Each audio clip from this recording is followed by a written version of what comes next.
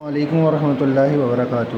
Grade 8 ہمارا جو کام چل رہا تھا حمد کا، اس کا جو ہے بقیہ کام جو رہ گیا تھا آج ہم اس کلاس میں وہ کریں گے۔ یہ جمعے کی کلاس ہے، ٹھیک ہے، اور جمعے کو جو آپ کی کلاس ہوتی ہے اس کے اندر جو ہے وہ میں یہ کام آپ کو دے رہا ہوں، یہ آپ نے کمپلیٹ کرنا ہے، ٹھیک ہے۔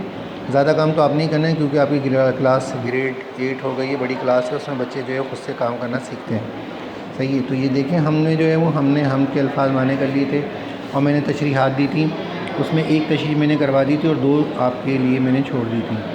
اور سوال نمبر 2 تھا حکیم بے بدل سے شاعر کی کیا مراد ہے؟ تو حکیم بے بدل سے شاعر کی کیا مراد ہے کہ ایسا حکیم ہے کہ اس کا کوئی بدل نہیں ہے، یعنی اس کا کوئی ثانی نہیں ہے، اس کا کوئی جو ہے وہ والی وارث نہیں ہے، یعنی اس جیسا کوئی بھی نہیں ہے، یہاں مراد یہ ہے۔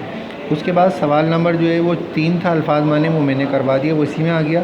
اس کے بعد جو ہے وہ سوال نمبر آپ 4 جو ہے وہ دیکھیں قواعد کے لحاظ سے حرف و بیان کی ترکیب بیان کی ہے۔ ایسے 5 الفاظ جن کے درمیان واو آتا ہو وہ اپنی کاپی میں لکھنا ہے، سوال نمبر 4 ہے۔ جیسے حرف و بیان ہے، اور جیسے عزت و شہرت ہے، ٹھیک ہے، اسی طریقے سے دکھ و درد ہے، اور جو ہے وہ راحت و آرام ہے۔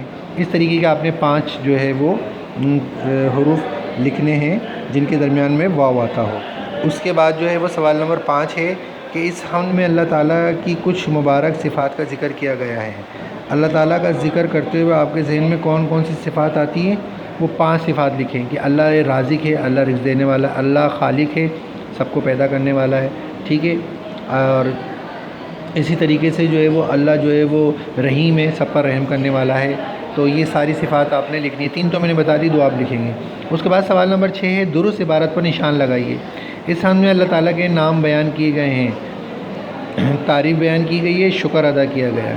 تو اس حمد میں کیا ہے؟ تعریف بیان کی گئی ہے۔ سمجھ میں آ گئی بات؟ اور یہ سوال نمبر 7 اور جو 8 ہیں یہ سب عربی گرامر ہے، تو یہ ہم نہیں کریں گے، ٹھیک ہے، کیونکہ وہ عربی آپ علیحدہ سے پڑھ رہے ہیں تو وہ وہاں پر پورا ہو جائے گا، ٹھیک ہے۔